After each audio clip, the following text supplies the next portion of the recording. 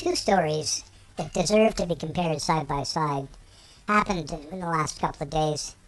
One was in the United States and one was in Denmark, but I think both countries are similar enough, both in their culture and in their legal systems, that the results would be the same for both these stories in both these locations. But they had very singularly different results, different outcomes, although one hasn't been quite determined yet. But I think it's really worth having a look at. Let's take a look at the story that happened in the United States. Her daughter is faced with stripping naked for her final at UC San Diego or failing the class. Now she's talking only to 10 News reporter Riel Creighton. Not only does the student have to get naked, so does the teacher. The art visual class at UCSD, according to the teacher, involves students acting out a series of gestures. The very last one they're asked to perform in the syllabus labeled erotic self. It bothers me. I'm not sending her to school for this. This mother, who didn't want her identity revealed, broke down to 10 News. How terrible. This sucks. This is just wrong. Over what she says her daughter is being forced to do. And to blanketly say, you must be naked in order to pass my class, it makes me sick to my stomach. 10 News spoke to the professor, Ricardo Dominguez, by phone. It's a standard canvas for performance art and body art. It's true, he says, students have to be nude to pass the final. Nearly 20 students, everyone is naked, including him. What he calls a performance of self in a dark room lit only by candlelight. It is all very controlled. Students know, he says, what is expected from the beginning. If they are uncomfortable with this gesture, they should not take the class. Nothing was ever stipulated prior to Thursday. There's a perversion going on here. In any case, you have to put a sharp twist on reality to come up with a rationale that would require students to be naked in order for them to pass their final exam. Like, exactly what criteria, what would being naked give that would make the difference between a pass and a fail after a year's study of a particular subject? I think that's a little odd. But let's just say that there was a good reason that we just don't understand.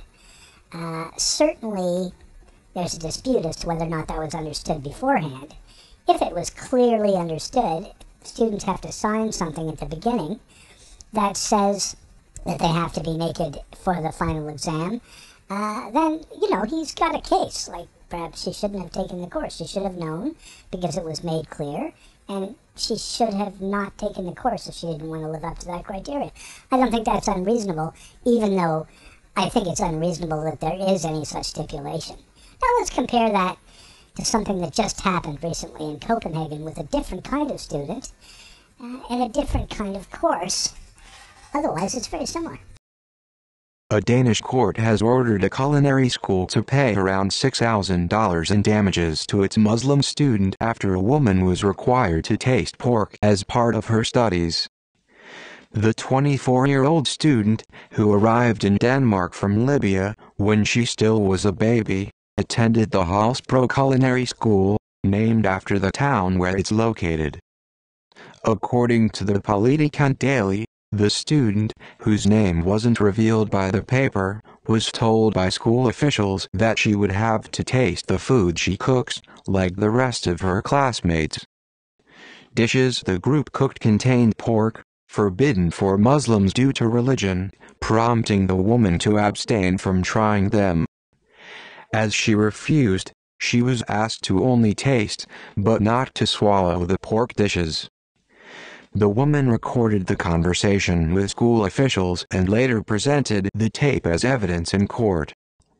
It appeared that the student was informed that pork and wine would be in the recipes, but she was only informed that trying prepared dishes was compulsory after the course began.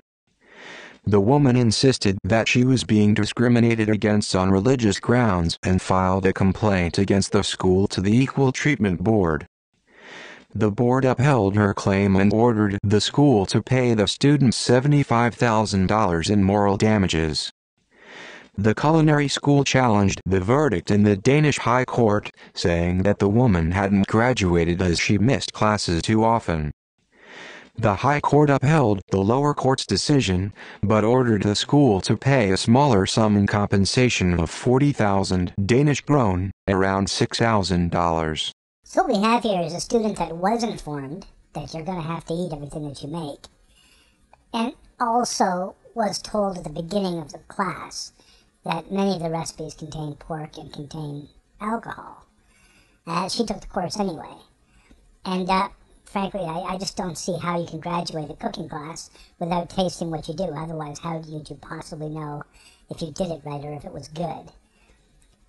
It's also interesting, I find, that Muslims are often suing, claiming that they wanted to be treated equally. But in almost all cases, what they really mean is they want to be treated specially. That everybody else has to taste what they make, but because she's Muslim, she shouldn't have to. That's not being treated equally, even though she took this to the office of the Equality Commission. What she was really saying is, this needs to be the office of the I'm special because I'm Muslim Commission. And so she walked out of the course with $6,000 because she wouldn't do what she agreed to do at the beginning. Yes, that's in Denmark, and the first case is the United States. It doesn't take a lot of searching to find an awful lot of similar suits across multiple fields by Muslims who feel that they shouldn't have to have a certain kind of a haircut, even though they work in a hair salon, because they're Muslim. And really, the list is very long. But I found this to be an interesting comparison. Will the girl in the United States be able to sue? I don't think so. And she was told she had to be naked for the final exam. I think we can expect a great deal more of this in the next 16 months.